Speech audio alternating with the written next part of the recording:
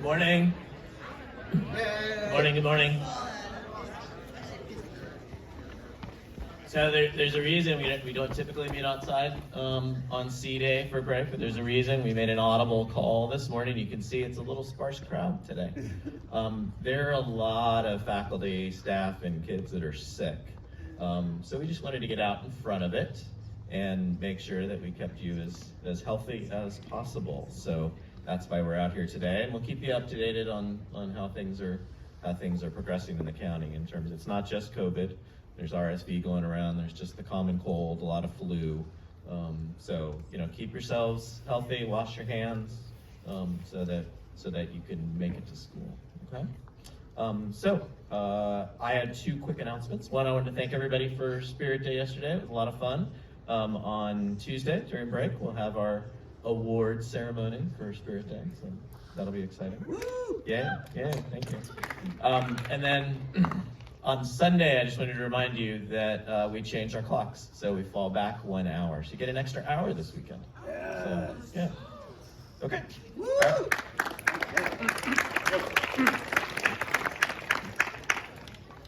right. All right, everyone. So Nico and Maddie are both sick today, very unfortunately. So it looks like I have to do it. Oh no. Okay.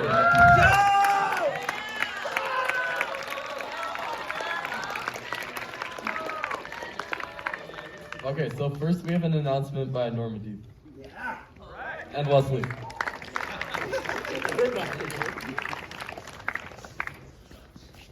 All right, as many of you hopefully remember, I was spamming all of you last month with October cybersecurity. Me and Leslie worked really hard to make that happen, so thank you to everyone who participated in the quiz, because now we're announcing the winners. Woo! And you guys won Starbucks gift cards. Mr. Brookhauser has them somewhere. He'll give them to you either later today or, yeah, okay. So tied for runner-up, we have, and please stand up when I call your name. We have Dr. Hannah and Brady in 8th grade. You two both won $7.50 gift cards. And then our first place winner, and all three of these people got every question right, it's just how fast they completed the quiz. For our first place winner, we have Matthew Lee from 9th grade. Yeah! Stand up, Matthew. I don't see him. He's there. Oh, There you go. good job. You won a $10 gift card. Thank you. Yeah. That's it. Happy Friday.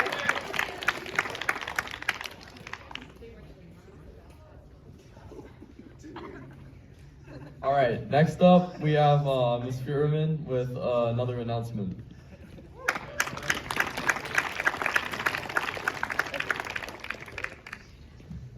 I have two internship announcements. The first one is that there's a deadline for receiving credit for service hours you did this past summer under the old service learning model. I've sent an email to all the juniors and seniors about this.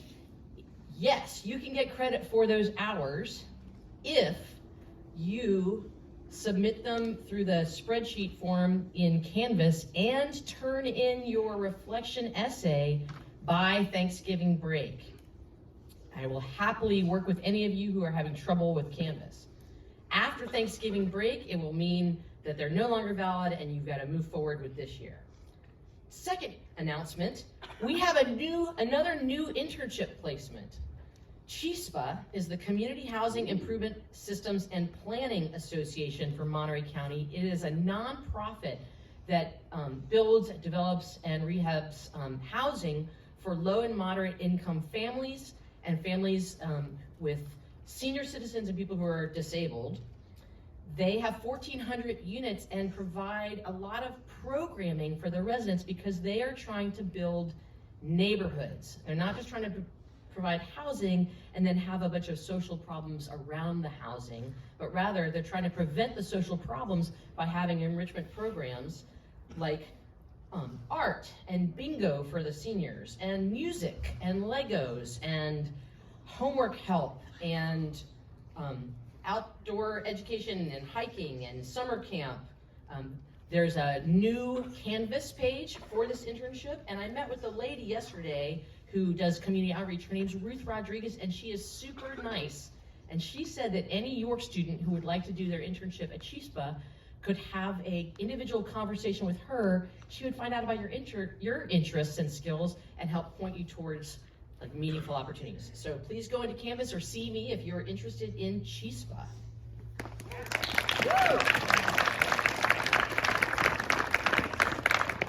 Happy Friday. Etiquette is a French word, but I want to remind you of what Ms. Berry talked to us about for sophomore speech etiquette. So that means headphones, ear devices out, our phones and devices are put away, our energy and our eyes are focused here at the microphone on Anderson when he comes up. And let's talk a little bit about that. Yesterday was a day about being a community. Do you remember not so long ago when we weren't allowed to be a community and we had to stay separated in our houses during that tough pandemic time? Well, some good things came out of that. A lot of us learned how to fend for ourselves in the kitchen. And here's Anderson to talk about his experience with that. Let's welcome him.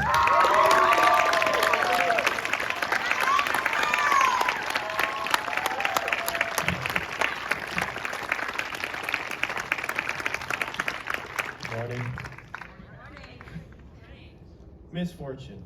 Many of us have experienced it, and many of us more will experience it later in our lives. And many people don't really know how to deal with it or how to turn it into a strength or a benefit for themselves. I myself would soon learn.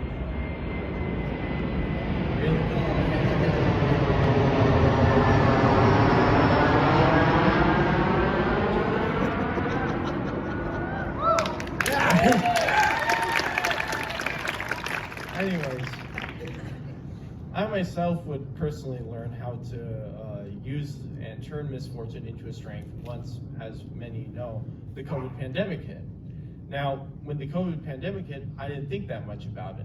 Personally, I thought it was just going to go away, but unfortunately, that's not what the future had in store for me or for many other people at York or at my previous school, which I was currently attending.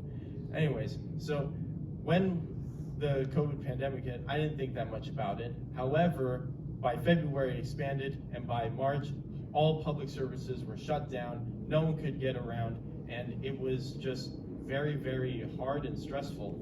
It felt as though I was trudging through a, how would you say, a den of swamps and confusion and all that, and it was bad. However, I do remember one time when I was in my room and I thought, what could I do to make myself happy and how I could make myself work more? And that's when I thought, hey, I'm gonna learn how to cook. So I began to start out cooking with my mom, who I have a lot to thank for. Mostly I would just help prepare produce, chop up produce, while she would make the main part of the meal. And eventually I would learn to catch on to cooking. And when I eventually caught on to cooking, I began to learn how to make different foods and explore them in their aromatic and savory glory. And when that happened, I more and more of the time, I managed to cook more and more. And when I cooked more and more, I cooked for people. I cooked for other people. Mainly, I still remember one time when I was cooking for Thanksgiving and when I was assigned to make garlic bread. Now let me tell you about that.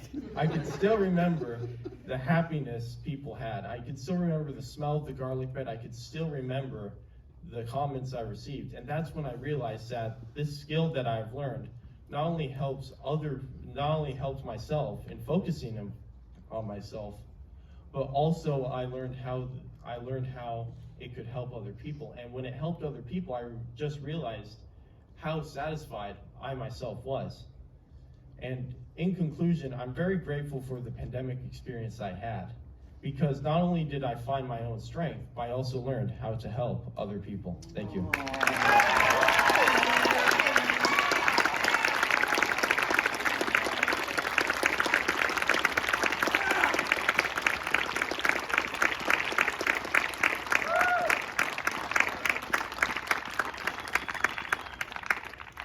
right, thank you for that speech, Anderson. I think it was pretty inspirational that you managed to make something positive out of your pandemic experience. So let's get another round of applause. Yeah!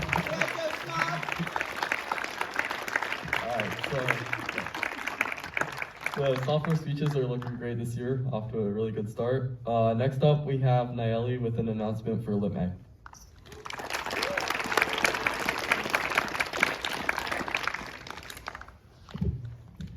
Okay, so cafe night is tonight from 6 to 9 in the library.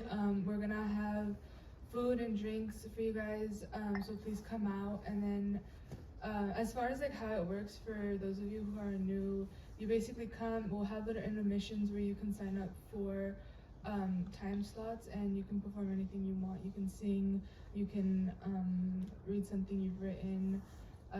In the past, people have read book excerpts, so there's, yeah, you can kind of, yeah, short, but you can kind of do whatever you want, so please come out, thank you.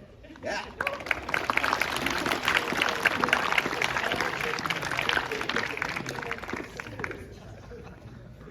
All right, next is Mr. Williams.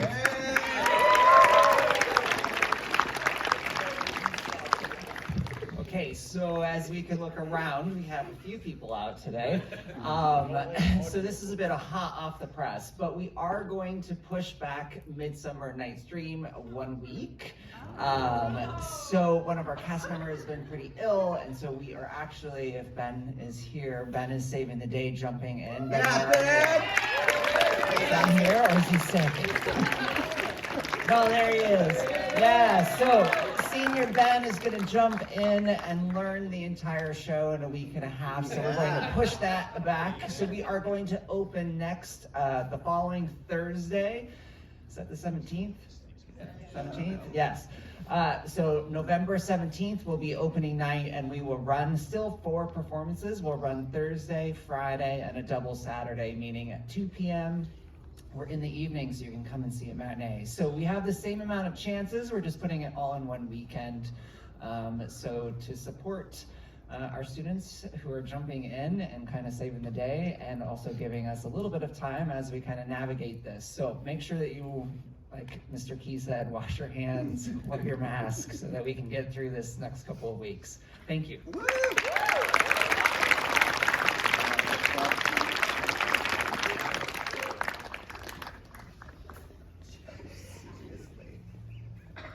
All right, everyone.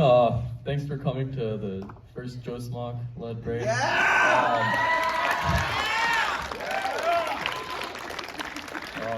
Enjoy your weekend. Try really hard to stay healthy. And go to clubs.